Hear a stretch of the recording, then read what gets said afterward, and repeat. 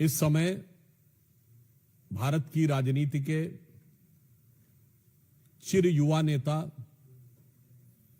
जो गुजरात चुनाव के दौरान संभवतः एक भी सभा करने के लिए गुजरात नहीं गए, जो कांग्रेस पार्टी के 140 साल के इतिहास के सर्वाधिक असफल अध्यक्ष हैं, वो गुजरात कांग्रेस में सफलता का मूल मंत्र सिखाने के लिए कार्यकर्ताओं की बैठक ले रहे थे।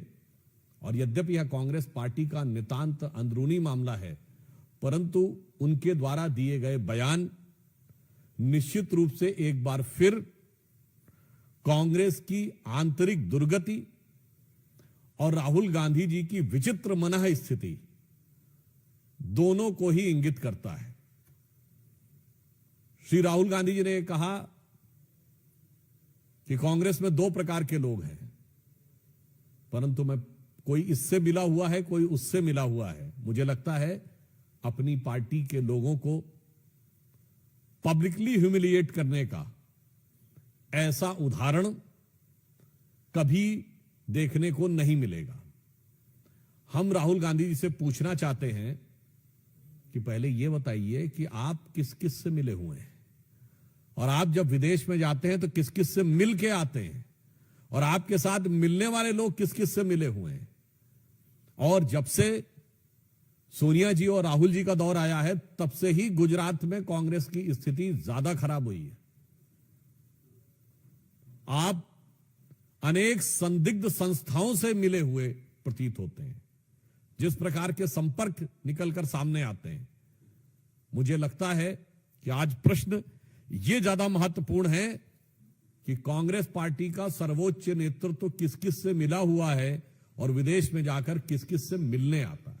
मैं सिर्फ उनको याद दिलाना चाहता हूं कि गुजरात में जहां से हमारे प्रधानमंत्री श्री नरेंद्र मोदी जी भी हैं, उन्होंने सरदार पटेल की सबसे ऊंची प्रतिमा, विश्व की सबसे ऊंची प्रतिमा बनाई, और आज तक गांधी परिवार या कांग्रेस का कोई भी नेता वहां पर देखने भी नहीं गया। यह इस बात का प्रमाण है कि अपने नेताओं के प्रति भी इनका सम्मान बदल जाता है यदि उन्हें वास्तविक सम्मान मिल जाए। और राहुल गांधी जी ने यह भी कहा कि कोई जंजीर से बंधा हुआ है। वैसे तो अब वो अपने जिन भी नेताओं के बारे में टिप्पणी कर रहे हैं कि वो बंधे हुए हैं, अब वो शेर हैं या कोई और हैं, जंजीर से बंधे हुए हैं। हाँ, ये बात सही है कि वो परिवारवाद की जंजीर ना हो तो पता नहीं कितने लोग छोड़कर जाने की बनाई स्थिति में तैयार हो जाए। मुझे लगता है, याद दिलाना चाहता हूं, सरदार सरोवर प्रोजेक्ट में जो लोग उनके विरोध में खड़े थे, धुर वामपंथी और नक्सलियों के समर्थन करने वाले लोग, वो सब राहुल गांधी जी के साथ थे। और राहुल गांधी जी ने कहा कि वो न शर्म से कह रहे हैं न डर से कह रहे हैं। तो मैं पूछना चाहता हूं 2022 के चुनाव में कितनी सभाएं की थी राहुल गांधी जी ने आके? मुझे लगता है कि अपने पार्टी के ऊपर और जनता के ऊपर या संवैधानिक संस्थाओं के ऊपर या मीडिया के ऊपर दोषारोपण करते करते वो अपने लोगों पर भी दोषारोपण करने लगे। तो राहुल गांधी जी को मैं सुझाव देना चाहूंगा कि आप दूसरों में दोष देखना बंद करिए और आत्मावलोकन करिए। You do the self introspection, तो आपको समझ में आएगा कि बुरा जो देखन मैं चला, बुरा न मिलिया कोई, जो दिल खोजूं आपना, मुझसा बुरा न कोई। मुझे लगता है राहुल गांधी जी को सेल्फ इंट्रोस्पेक्शन करना चाहिए। वो देश की हर संस्थाओं के ऊपर, देश की संवैधानिक संस्थाओं से लेके, देश की सरकार से लेके, जनता, माननीय प्रधानमंत्री जी और अब अपनी पार्टी के लोगों को भी अपशब्दों का प्रयोग करने लगे। इसीलिए मैंने कहा यह कांग्रेस के अंदर की दुर्गति और राहुल गांधी जी की बिगड़ती हुई मनः स्थिति का प्रमाण है। दूसरा विषय यह है कि कर्नाटक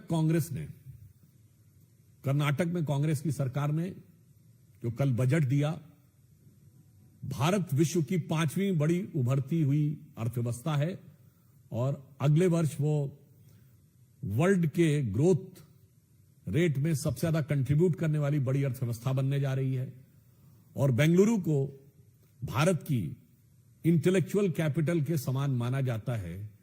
और उसी बेंगलुरु में कर्नाटक की सरकार ने जो बजट में इंटेलेक्चुअल डिसऑनेस्टी की है, उसे देखकर कर्नाटक की जनता और देश की जनता हैरान है और दुखी है।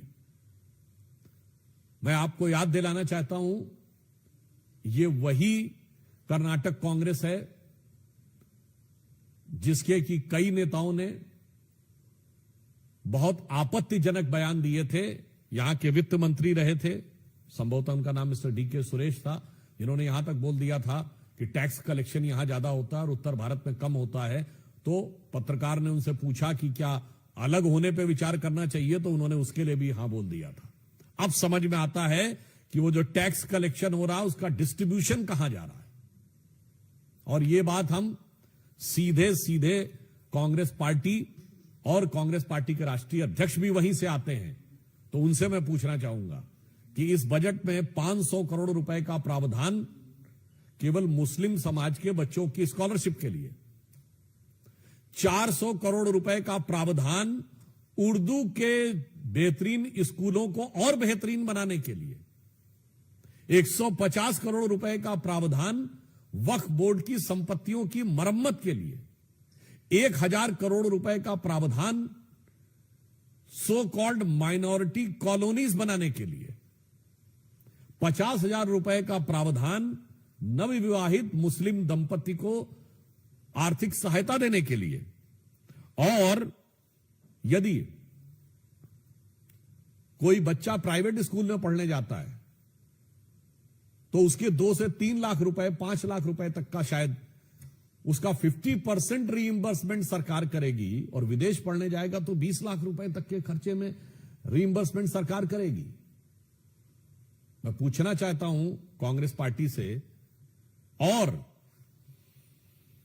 कांग्रेस पार्टी के राष्ट्रीय अध्यक्ष जो कर्नाटक से ही आते हैं, जिन्होंने कहा था कि कुंभ में स्नान करने से क्या लाभ है, उनके अरमान इतने जगह हैं कि बेंगलुरु में हज हाउस का भी निर्माण कराएंगे।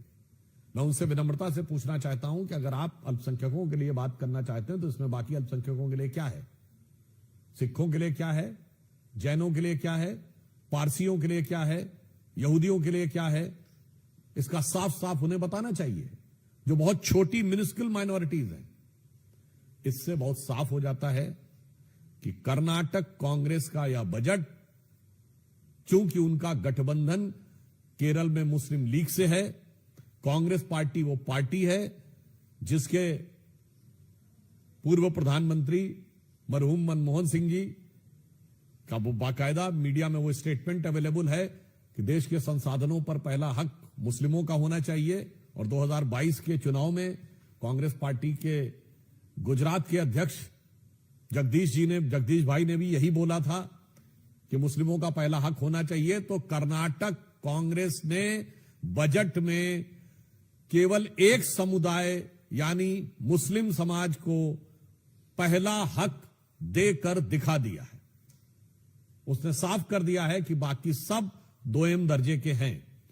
केरल में उनका मुस्लिम लीग से गठबंधन है, तो अब लगता है कि कांग्रेस की मानसिकता जो पहले से ही एक पक्षी एकांगी थी, अब उस पर पूरा लीगी प्रभाव आता जा रहा है।